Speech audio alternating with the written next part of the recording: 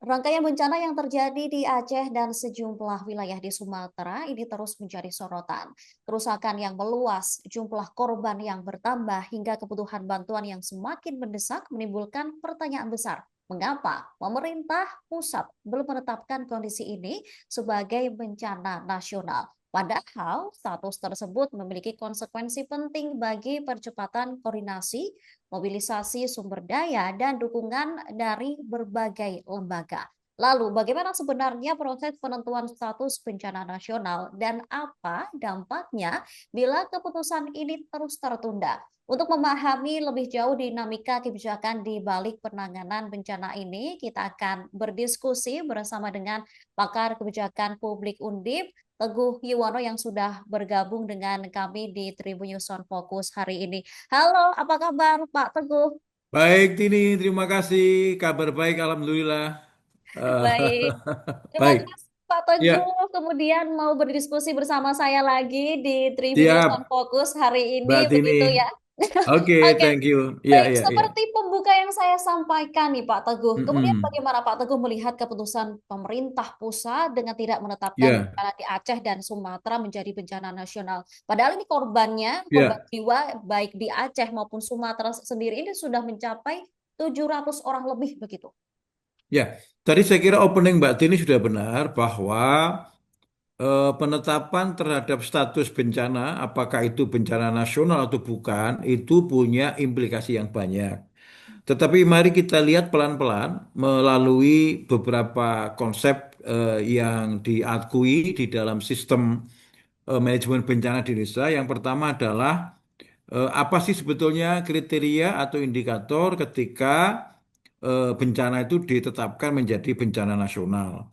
Menurut kerangka kebijakan yang ada di Indonesia, ada beberapa indikator yang harus dipenuhi ketika kita atau presiden menetapkan bencana nasional. Jadi ini tetap ranahnya adalah ranah presiden. Yang pertama harus melampaui kapasitas daerah dan provinsi. Apa artinya?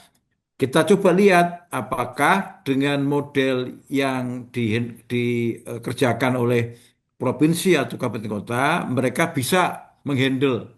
Jadi kalau kira-kira mereka bisa, biasanya tidak kemudian declare menjadi bencana nasional. Tetapi kalau melampaui kemampuan, melampaui kapasitas daerah dan provinsi, pasti akan declare sebagai bencana nasional. Nah, pertanyaannya adalah kenapa sampai hari ini belum ditetapkan oleh presiden? Nah, jangan-jangan orang-orang yang bekerja di bawah presiden belum memberikan data yang lengkap. Tapi menurut saya semestinya ini bisa dilihat dari data-data oleh teman-teman media yang ada di lapangan yang setiap kali melakukan update. Yang kedua, berdampak lintas wilayah, lintas daerah.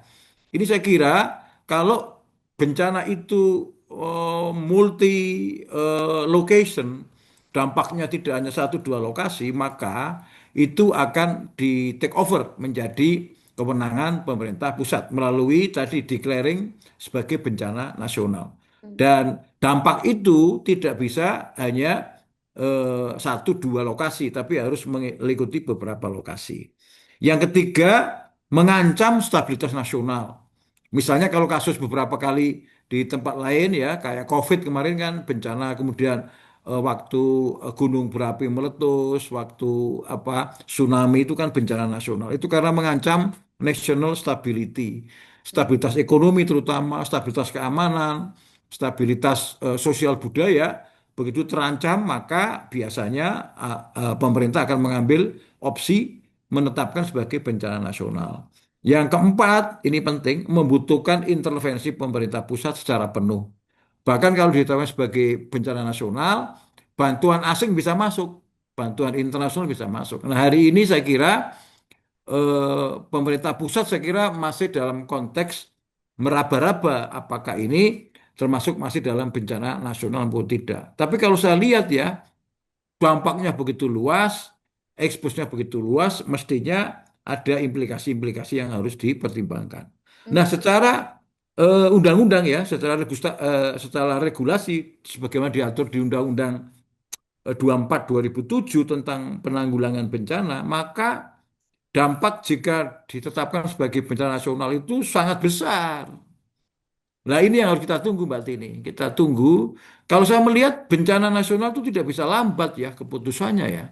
Dia harus berani berani cepat gitu. Karena apa? Kalau ditetapkan dari bencana biasa ke bencana nasional, maka satu, kewenangan penanganan beralih ke pemerintah pusat.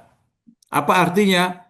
Kekuatan-kekuatan ada di pemerintah pusat. Komando ada di pusat, diambil alih oleh pemerintah pusat. Kemudian pemerintah daerah biasanya hanya pelaksana teknis, tapi berada di BNPB, Badan Nasional Penanggulangan Bencana. Implikasinya apa? Koordinasi menjadi tersentralisasi di Jakarta, kemudian gerakan-gerakannya di bawah kendali pemerintah pusat.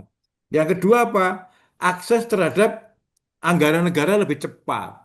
Jadi Hmm. APBN juga bisa digunakan, kemudian ada emergency budget yang bisa dipakai, yang dimensinya adalah dimensi negara. Sumbernya dari mana? Bisa APBN, bisa dana siap pakai BNPB, atau dana darurat lintas kementerian dan lintas lembaga.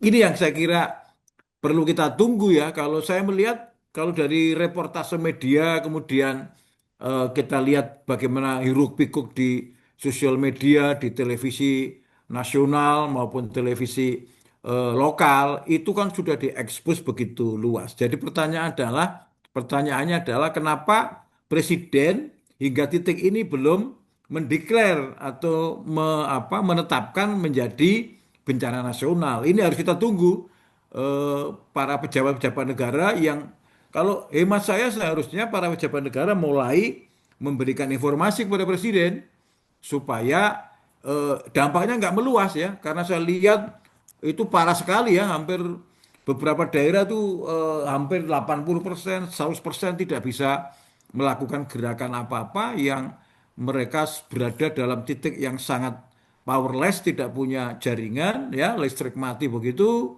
kemudian makan juga logistik juga kekurangan, pengungsian juga masih kekurangan, perlu dikaji lagi.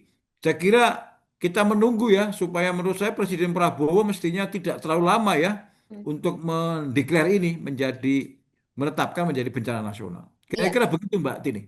Oke, baik. Tapi kalau Pak Teguh tadi mengatakan bahwa mungkin Pak Prabowo kurang data dari bawahannya terkait bagaimana kondisi di Aceh dan Sumatera Mm-mm. saat ini. Tapi kan beberapa hari yang lalu Pak Presiden sendiri juga sudah terjun ke lapangan. Seharusnya kan Mm-mm. sudah tahu pasti nih, oh Aceh seperti ini, daerah Sumatera Ya, seperti ini. Harusnya sudah bisa menentukan apakah ini sudah harus ditetapkan bencana nasional ya. atau belum begitu, Pak. Saya kira yang jadi masalah adalah presiden itu kan tidak mungkin mengambil spot-spot menyeluruh ya. Hmm. Presiden itu kan top eksekutif ya. Beliau tentu akan mendapatkan gambaran komprehensif di satu titik dengan titik yang lain.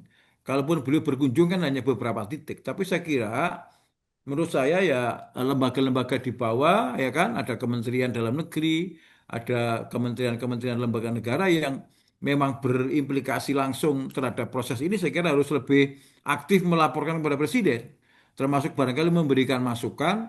Karena apa? Kalau tidak dilakukan intervensi lintas kementerian, itu agak susah. Makanya kan kemarin misalnya kasus misalnya banjir begitu, itu ada Kementerian PU, ada Kementerian Kesehatan, ada Kementerian Pendidikan juga, orang nggak sekolah, ada Kementerian Infrastruktur.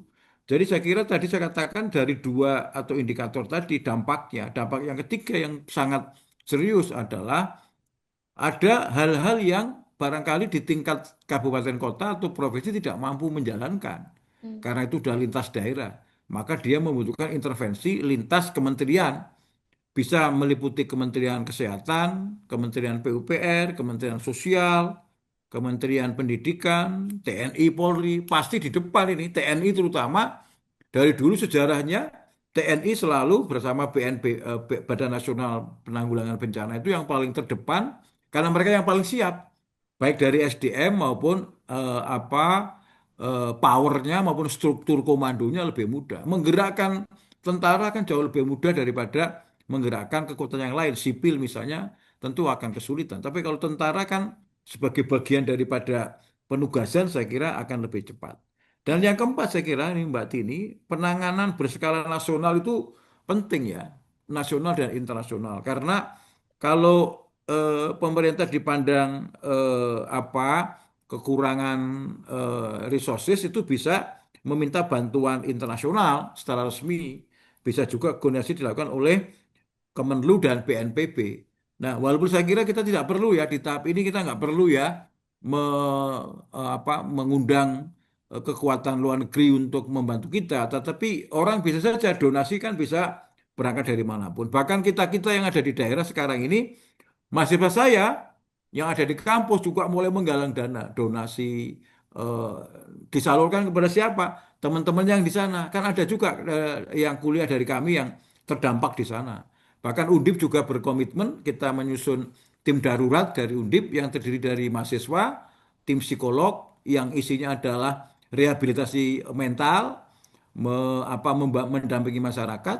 Kemudian ada juga yang kita kirim dokter, kita kirim mahasiswa kedokteran tingkat akhir untuk membantu kesehatan. Karena memang ini kalau udah seperti ini maka nomor satu itu pangan, ya kan? Kalau orang chaos atau orang bencana nomor satu pangan, nomor dua kesehatan, ya baru yang lain-lain diikutin ya mungkin orang lagi nggak berpikir mau kebutuhan tersier ya hari ini yang dicari cuma kebutuhan pokok yaitu kesehatan sandang dan pangan dan saya kira pangan sandang dan sekarang ketika rumah terendam sekian itu kan orang nggak punya pakaian sudah nggak ada apa-apa nggak ada barangkali juga kekayaan juga sebagian mungkin KTP ijazah juga barangkali nggak sempat mengamankan juga Amankan. repot gitu. Jadi memang kompleks Mbak Tini. Menurut saya the good way, the best way of presiden kita adalah segera menetapkan bencana nasional. Karena faktanya ini kan kemana-mana itu. Faktanya tidak hanya di satu dua daerah. Jadi membutuhkan satu stronger and faster policy decision menurut saya untuk memutuskan menjadi bagian dari bencana nasional. Kira-kira begitu. Baik, berarti kalau dari indikator-indikator yang sudah disampaikan oleh Pak Teguh sebelumnya, ini sebenarnya situasi di Aceh dan Sumatera ini memang harus dibuat bencana nasional begitu ya Pak Teguh ya? Kalau menurut regulasi yang Iya, ada. kalau dilihat dari aspek itu maka misalnya begini, kadang-kadang karena ini sifatnya emergensi, ya dia membutuhkan hari ini kan misalnya butuh obat-obatan. Nah sekarang misalnya atau butuh pangan, misalnya Menteri Kesehatan atau katakanlah Menteri Sosial mau mendatangkan makanan dan tidak bisa karena nggak ada uang, tapi bagaimana mekanismenya? Kalau ditetapkan darurat, maka bisa langsung melakukan penunjukan langsung. Misalnya, oke, PT ini kita tunjuk menjadi penyelenggara dapur umum, Hmm. ya kan? Kalau pakai standar normal kan nggak bisa. Kalau uang negara langsung digunakan tanpa tanpa proses lelang. Nah, tapi kalau ditetapkan sebagai bencana nasional, maka bisa ditunjuk langsung. Itu loh. Bisa ditunjuk langsung, bisa melalui misalnya orang memberikan suatu penugasan langsung. Menteri bisa mencari tempat langsung, bahkan izin izin bisa dipercepat, rekrutmen tenaga-tenaga darurat juga bisa dipermudah, pengadaan barang jasa bisa penunjukan langsung, itu akan lebih mempermudah. Nah sekarang coba bagaimana kalau orang lapar, kemudian Kementerian Sosial mengatakan kita butuh dapur umum untuk katakanlah misalnya 1.000 orang. Nah, memberi makan 1.000 orang itu kan uangnya pasti jutaan ya, ratusan juta ya. Kan nggak mungkin kalau uang pribadi atau uang apa, pasti kan uang negara. Nah, uang negara itu kan ada di APBN. Nah, APBN kan nggak bisa dikerjakan tanpa proses administrasi. Nah, kalau itu ditetapkan sebagai bencana nasional, maka bisa dilakukan yang darurat, darurat administration, darurat manajemen, emergency management. Misalnya tadi dengan ditunjuk langsung, kemudian bisa membeli langsung, lebih dipermudah administrasinya. Karena memang ini untuk bencana, untuk keselamatan, pengamanan keluarga dulu, pengamanan orang dulu, mengedepankan keselamatan dan keamanan orang. Saya kira itu. Ini pemerintah kemarin juga sempat menyebut bahwa bencana ini dalam pandangannya sudah masuk unsur bencana nasional. Hanya saja memang tidak ditetapkan sebagai bencana nasional karena masih bisa dikendalikan begitu katanya. Padahal di satu sisi ini ada sejumlah kepala daerah yang menyatakan Mm-mm. angkat tangan dan ketidaksanggupannya untuk mengatasi bencana di wilayah yang mereka pimpin begitu. Kalau dari Pak Teguh sendiri bagaimana dari Menurut atasan saya, pemerintah ini ya, sendiri? menurut saya ya daerah itu provinsi kemudian itu membuat surat kepada pemerintah pusat gitu. Hmm. Jadi jadi tidak hanya sekedar statement statement tadi tidak bisa menghandle. Saya kira ya bupati, wali kota, gubernur segera aja bikin surat ke pemerintah pusat kepada presiden atau gubernur atau kepada menteri untuk mengatakan bahwa kita tidak punya. Bagaimana mungkin misalnya di sana nggak ada resources, resourcesnya nggak mampu. Nah saya kira harus berani ya kepala daerah. Tidak perlu gengsi saya kira. Kalau ini kan memang dampaknya kan luas, tidak perlu gengsi dengan tidak mau mendeklar bahwa kita tidak mampu. Ya, saya kira harus berani mereka mengirim surat kepada menteri ya, atau kepada presiden untuk mengatakan bahwa kami butuh bantuan, kami tidak lagi sanggup karena persoalan beban yang dihadapi ini sangat berat, ya kan? Kalau kalau tidak ada yang mau mendeklar atau melaporkan kepada pemerintah pusat, saya kira pusat akan mengatakan, loh tidak ada request dari daerah. Nah, apakah langsung akan dikerjakan oleh pusat? Nah, saya kira ini yang kemudian perlu dipelajari atau perlu dieksekusi. Kalau menurut saya, bupati, gubernur, ya atau wali kota yang terdampak sudah secepatnya ya. Kalau saya boleh sarankan para bupati segera mengambil langkah-langkah strategis sebelum masyarakatnya marah gitu loh. Karena kan kita tahu sekarang masyarakat dengan pola seperti ini kan dia hanya membutuhkan yang cepat, yang akurat, ya.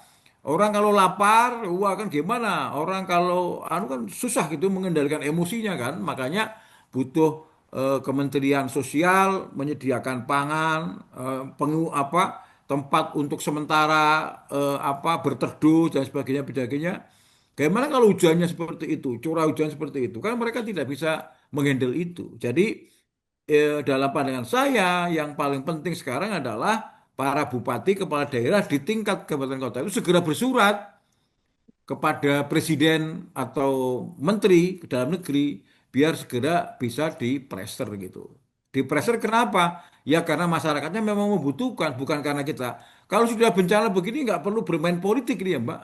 Eh, karena begini bisa aja kadang-kadang ada para politisi, ada para tokoh yang mengambil manfaat dengan bencana seolah-olah datang memberi bantuan, membawa ini, membawa itu, padahal itu tidak murni semata-mata menangani masalah, tapi ada pencitraan, ada macam-macam. Saya kira itu yang harus dihindari. Kondisi seperti ini hari ini adalah membutuhkan langkah-langkah cepat untuk penyelesaian karena ini menyangkut keselamatan, keamanan, kenyamanan masyarakat, ya kan? Kalau enggak saya kira nanti persepsi bahwa presiden atau negara ini membiarkan rakyatnya menghadapi masalah sendirian, saya kira akan menjadi repot kalau itu tidak dihandle dengan baik. Oke, baik. Berarti tidak hanya dari penilaian Pak Prabowo sendiri, tapi ini dari pemimpin daerah, mulai dari gubernur, bupati, dan lain sebagainya juga harus cepat bertindak, memberikan informasi ke pusat agar nantinya pusat ini tahu, oh di daerah ini memang Hmm. benar-benar harus dibuat bencana nasional begitu ya Pak Teguh ya? Itu yang harus dilakukan supaya kondisi tidak lebih parah. Persoalannya begini, siapa yang menggaransi misalnya bencana ini kapan berhenti? Yang namanya siklus alam, yang namanya bencana alam itu kan paling sulit diprediksi. Apalagi ini misalnya kapasitasnya tidak bisa kita prediksi ya. Kalau kita lihat bagaimana mereka banyak berita yang sampai bertahan di atap, itu mending kalau kena atapnya. Bagaimana bertahan di pohon kelapa yang begitu tinggi, bagaimana mereka. Lah, belum lagi korbannya kalau nggak bisa berenang ke sapu banjir yang begitu besar, habis itu tambah lagi persoalan ternyata sungai isinya kayu semua, ya kan? Ternyata di atas ternyata sudah gundul misalnya, di atas ternyata tidak pro lingkungan. Nah, itu kan yang bawah ini dampaknya luar biasa. Nah, saya kira tadi bupati, wali kota, gubernur harus mengedemarkan kepentingan rakyatnya daripada kemudian menimbulkan masalah, kenapa tidak lebih baik melaporkan kepada kementerian, kepada presiden, bahwa saatnya presiden turun tangan dengan mendeklar ini sebagai bencana nasional, supaya memungkinkan kewenangan dan keputusannya itu bisa diambil pada tingkat yang lebih tinggi. Gitu kira-kira. Oke. Pak Teguh, ini BNPB sendiri menekankan bahwa ada konsekuensi besar di balik penetapan bencana nasional dalam penetapan bencana di Sumatera dan Aceh ini sendiri. Apa sebenarnya konsekuensi menurut Anda terkait dengan pernyataan BNPB itu sendiri, Pak Teguh? Saya kira begini, konsekuensi besar itu kan karena ya tadi mengancam apa stabilitas nasional, kemudian membutuhkan intervensi pemerintah yang lebih penuh gitu. Saya kira yang dimaksud oleh BNPB adalah begitu itu dideklar memang dibutuhkan langkah-langkah apa besar ya untuk segera menyelesaikan. Tetapi menurut saya mari kita tidak terhenti melakukan upaya-upaya membantu para korban ini dengan tidak berani melakukan pencanangan terhadap deklarasi bencana nasional itu. Karena kalau bencana nasional kan juga bisa dicabut, ya kan ada jangka waktunya. Kalau menurut saya mengedepankan kepentingan orang. Satu korban pun itu juga manusia. Di situ ada human right, hak untuk hidup. Ada hak untuk dilindungi, hak untuk diberi kesempatan hidup dengan baik. Itu juga harus dilindungi oleh negara. Yang justru kita khawatir nanti kemudian kalau muncul persepsi bahwa negara tidak hadir ketika rakyatnya menderita. Ini saya kira bisa menjadi dampak politik yang sulit dikendalikan. Kan orang juga tidak mau ya, orang tidak ada yang ingin kok mendapat bencana atau lokasinya mendapat seperti itu. Tapi yang namanya banjir, gempa, ya tahu, kemudian tsunami kadang yang nggak bisa diprediksi. Prediksi. Saya kira menurut saya kok tidak perlu seperti ketakutan bahwa masalah-masalah akan semakin besar. Saya kira kalau kita niatnya adalah menjaga dan mengamankan sebagaimana tugas pokok dari konstitusi kita, menciptakan, melindungi segenap bangsa dan seluruh tumpah darah Indonesia, saya kira apa yang dilakukan BNPB saya kira bisa kita handle ya. Artinya Badan Nasional Penanggulangan Bencana harus harus menyiapkan skema supaya efek-efek yang tadi dikhawatirkan itu tidak terjadi gitu. Oke, baik. Apakah prioritas dan upaya bantuan dari pemerintah ini sudah maksimal dalam mengatasi bencana yang terjadi di Sumatera dan Aceh, Pak? Dan bagaimana Pak Teguh sendiri melihat pergerakan dari pemerintah untuk mengatasi bencana ini sudah cukupkah atau harus perlu digencarkan lagi begitu? Saya kira kalau dilihat dari aspek quick response ya, pemerintah sudah berusaha. Cuma saya melihat kok belum maksimal ya. Masih ada peran-peran yang bisa lebih dilakukan. Masih ada tindakan-tindakan yang lebih bisa dilakukan. Kalau saya lihat sekarang beberapa orang dari luar sudah mulai masuk ke situ, bahkan dari kami sendiri dari kampus juga sudah berkontribusi ke situ, dari Undip sendiri juga sudah kita punya namanya tim darurat ya untuk sosial itu juga ikut membantu ke sana. Tadi untuk kesehatan kita kirim dokter, kita kirim mahasiswa kedokteran, kita kirim juga tenaga medis, tenaga kesehatan, kemudian kita kirim juga pendamping mental untuk mereka yang korban yang tentu mesti ada trauma, ya ada trauma healing, ada macam-macam kita bantu. Ini menunjukkan apa? Kalau banyak orang dari daerah luar mulai berbondong-bondong ke situ, berarti masalahnya serius.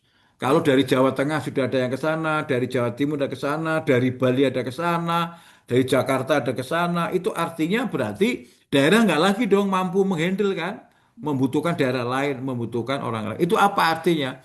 Ini sebenarnya tanda untuk pemerintah pusat bahwa sudah waktunya bencana nasional dideklar gitu, supaya langkah-langkah itu dilakukan. Terus bagaimana peran pemerintah? Saya tahu pemerintah sudah punya quick response, sudah punya manajemen bencana. Tetapi saya kira masyarakat di lapangan itu terkadang tidak sabar. Ya, kita lihat banyak banyak banyak cerita di balik baik itu yang ada di medsos maupun ada di televisi bahwa banyak orang yang tidak punya akses terhadap pangan, kesulitan mendapat pangan, kemudian akses kesehatan. Habis itu habis Habis coba kalau nggak ada pakan, nggak ada makanan kan orang tidak punya energi. Bagaimana ini survive di era seperti itu? Efeknya nanti apa? Sakit. Sakit berarti mana? Kesehatan. Kesehatan gimana? Rumah sakit, puskesmas, posko. Kalau puskesmasnya terendam, rumah sakitnya terendam misalnya, berarti kita bikin posko. Posko di mana? Di tempat yang aman. Jadi memang ini kompleks ya. Dan penanggulangan bencana memang bukan sesuatu yang mudah. Tetapi saya kira kalau ini dideklar bencana nasional, saya kira akan lebih memudahkan pergerakan sumber daya, baik itu orang maupun apa pangan maupun apa misalnya eh, butuh bantal, butuh selimut, butuh tempat shelter. Itu saya kira sesuatu yang tidak mudah untuk menggerakkan begitu cepat, butuh transportasi ke sana, mungkin butuh helikopter untuk menjangkau yang sekarang terjebak. Kemudian bagaimana dengan yang akan melakukan apa rescue, jangan sampai orang yang merescue malah direscue misalnya begitu. Ini kan sesuatu yang kompleks ya, saya kira Mbak Tini. Jadi I do believe ini pemerintah harus bergerak lebih cepat dari yang sekarang. Apakah sekarang sudah cukup bagus? Saya kira sudah responsif, tapi mungkin belum cukup. Itu Oke, yang baik. perlu dilakukan gitu.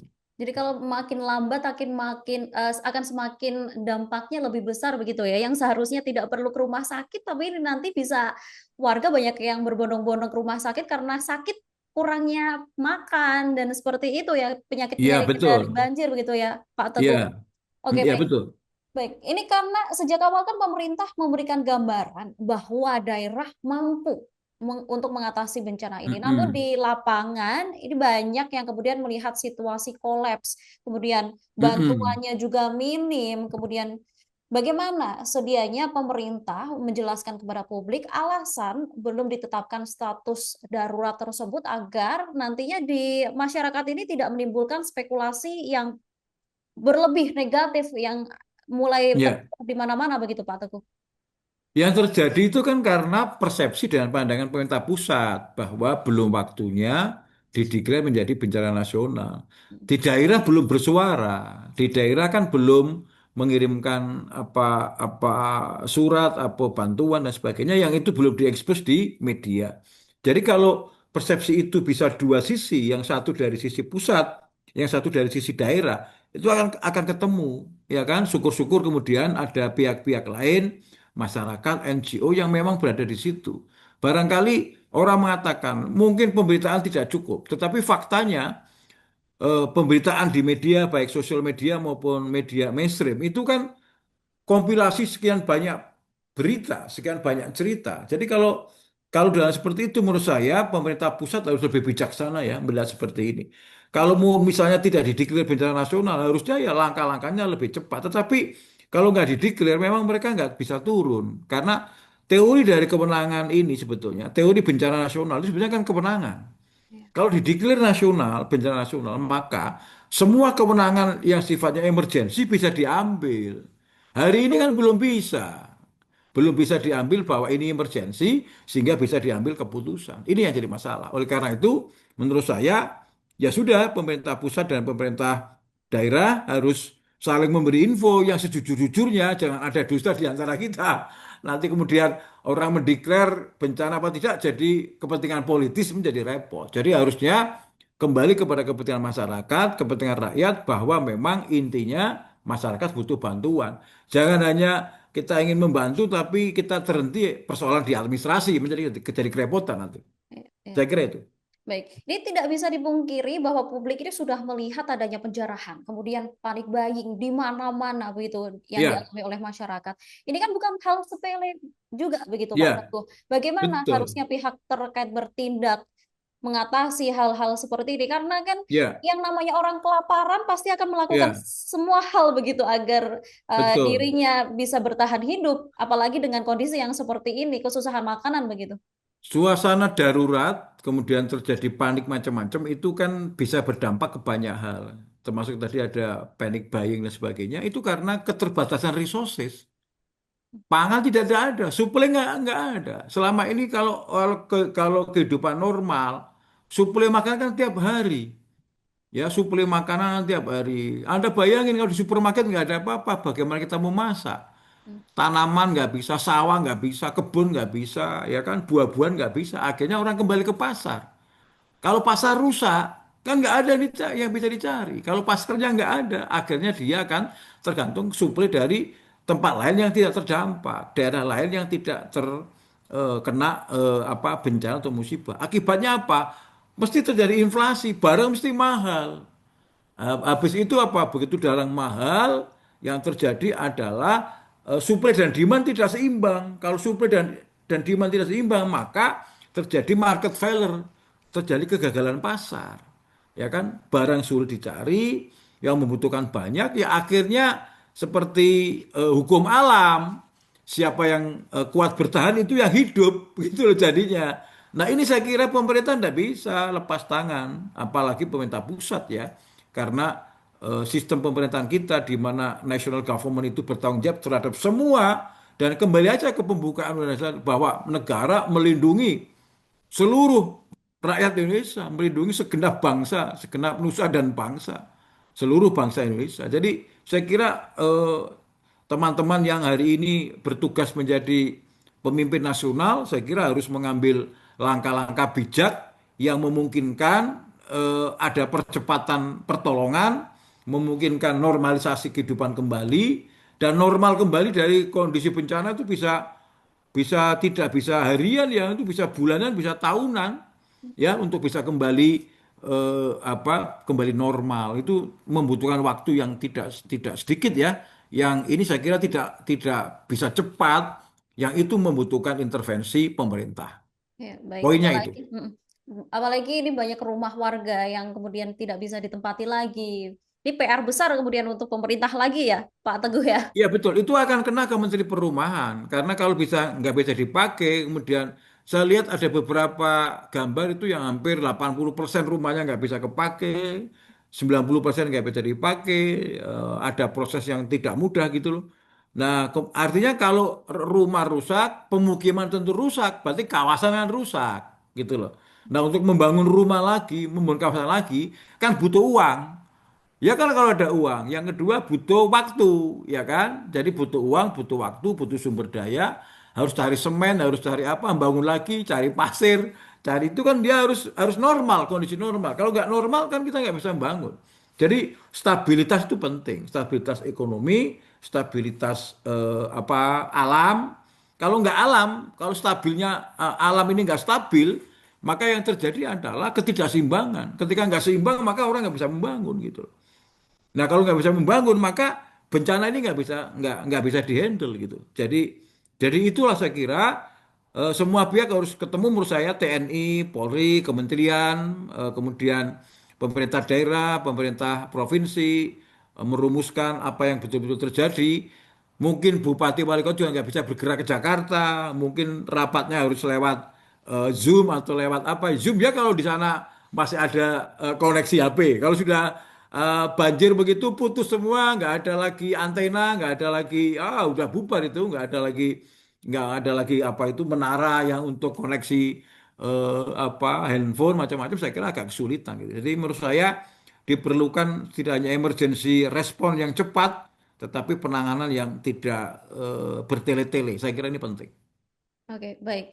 Kalau menurut Pak Teguh sendiri, langkah apa yang paling krusial yang harus segera dilakukan oleh pemerintah untuk mengatasi situasi ini agar kemudian masyarakat juga tidak langsung marah sekarang? Saya kira yang pertama ya pemerintah harus berani mendeklar ini bencana nasional. Itu yang paling penting. Kalau ini dideklar bencana nasional, maka semua sumber daya bisa digerakkan, ya kan? Kemudian soal nanti bencana nasional kemudian diselesaikan kapan, terus dinyatakan berhenti kapan, itu saya kira soal nanti bagaimana teknis di lapangan. Tetapi kalau diterapkan menjadi bencana nasional, maka akan banyak effort-effort yang bisa kita lakukan, ya kan? Termasuk pengadaan bisa lebih cepat, penyediaan barang lebih cepat, fasilitas lebih cepat, pengadaan obat-obatan lebih cepat, pengadaan shelter lebih cepat, dapur umum lebih cepat. Karena orang butuh makan, habis itu orang butuh sehat, habis itu orang butuh optimis ya. Setelah ini mau kemana? Apakah saya harus ada di sini terus atau saya harus pindah? Habis itu orang Kementerian PUPR juga harus menghitung apakah harus ada pemindahan orang, pemindahan rumah, harus pengungsian. Habis itu nanti bisa nggak ditempati apa tidak. Nah ini penting. Oleh karena itu menurut saya yang paling penting langkah-langkah itu yang pertama ya pemerintah pusat mengambil langkah-langkah. Salah satunya mendeklar ini sebagai bagian dari bencana nasional supaya eksekusi-eksekusi itu bisa dilakukan. Oke. gitu. Bahaya apa yang mungkin akan terjadi jika bencana nasional ini tidak segera ditetapkan oleh pemerintah? Ada beberapa dampak ya kalau itu tidak apa kalau implikasi itu kalau tidak dilakukan jika tidak dideklar sebagai bencana nasional. Pertama, anggarannya terbatas. Jadi kalau itu tidak dideklar maka anggaran daerah tidak akan pernah mampu menghandle, ya kan? Kemudian yang kedua, intervensi pusat tidak bisa masuk, tidak bisa otomatis menerima bantuan-bantuan dari luar. Kemudian proses administrasi harus normal, tetap melakukan mekanisme seperti tender, seperti ini kan susah.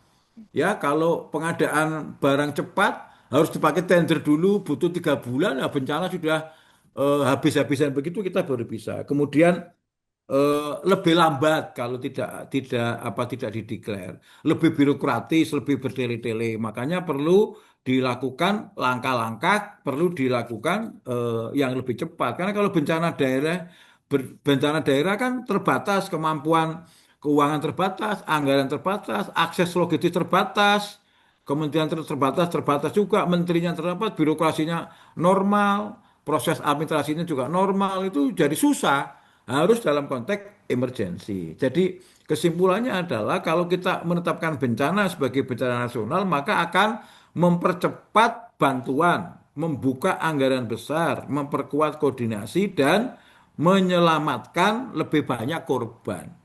Nah, ini yang penting. Tidak kemudian kalau tidak ditetapkan maka menjadi repot. Nah, saya berharap di sini tidak ada pertimbangan politis yang terlalu bermain ya.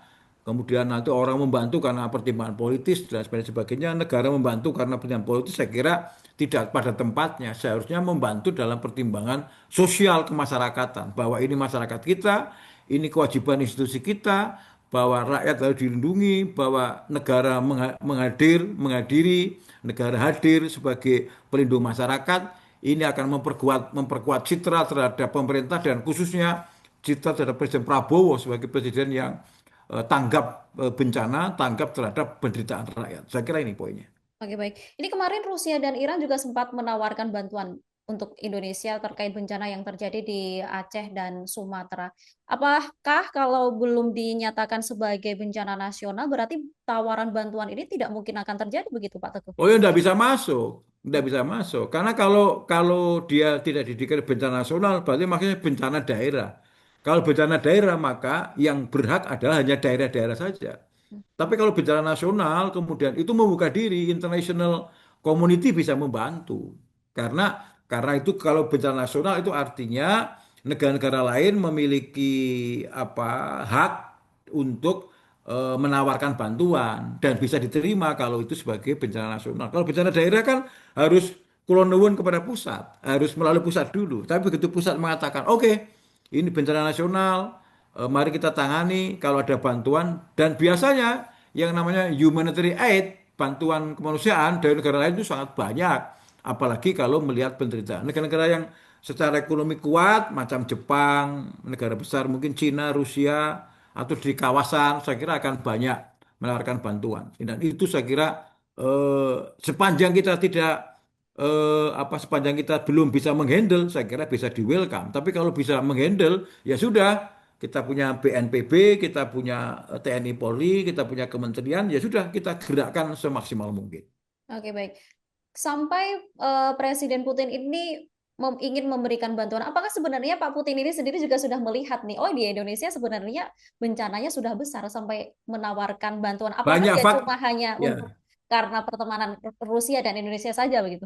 Saya kira banyak faktor ya. Saya kira faktor pertama tentu humanitarian ya, pertimbangan kemanusiaan ya. Kalau kemudian ada pertimbangan politis karena kedekatan presiden atau kedekatan negara, saya kira itu nomor dua. Tetapi saya kira pertimbangan pertama saya kira lebih kepada humanitarian aid ya, bantuan-bantuan kemanusiaan yang itu menjadi tradisi di negara manapun. Ketika ada yang kena bencana maka akan dibantu, maka negara-negara akan mengulurkan tangan, dan saya kira itu tergantung bagaimana pemerintah kita mengatasi ini, bagaimana merespon ini. Jadi kalau saya sih sebetulnya akan lebih bagus kalau pemerintah pusat memberdayakan semua resources yang ada dulu, kemudian dilakukan dengan baik, ya kan?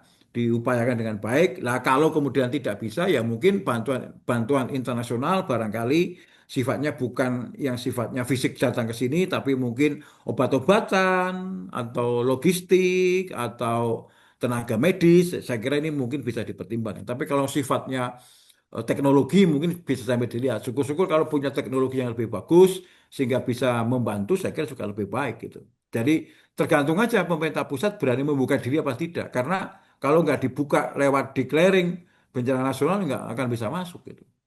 Baik, terima kasih Pak Teguh atas diskusinya hari ini. Baik. Hmm.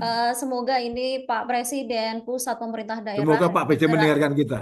ya mendengarkan diskusi kita hari ini, Baik. kemudian segera menetapkan bencana nasional terhadap kondisi Aceh dan Sumatera hari ini karena memang lagi-lagi ini bukan dilihat dari medsos yang mencekam Ya, saja, tapi kenyataannya di sana pun memang kondisinya sangat seperti itu. mencekam, banyak Hmm. banyak warga yang kemudian meninggal, kurangnya bantuan sana sini begitu. Memang semoga pemerintah dalam hal ini Pak Prabowo segera menetapkan dan mengambil kebijakan yang lebih cepat begitu untuk masyarakat agar Baik. segera terbantu di sana. Terima kasih Baik. sekali Terima lagi kasih kembali Tini. Pak Demikian Teguh. semoga bermanfaat. Iya, semoga kita bisa berdiskusi lagi di lain waktu dengan ya Baik. nanti diskusinya yang lebih menarik lagi begitu ya Pak Teguh Baik. ya. Terima kasih. Baik. Oke. Baik, demikian Tribuners obrolan saya bersama dengan pakar kebijakan publik Undip Teguh Yuwono. Saksikan obrolan saya bersama pengamat lainnya dan narasumber lainnya tentunya di Tribun News on Fokus. Saya Tini Afsin mewakili kru yang bertugas pamit undur diri. Terima kasih dan sampai jumpa. Download Tribun X sekarang. Menghadirkan lokal menjadi Indonesia.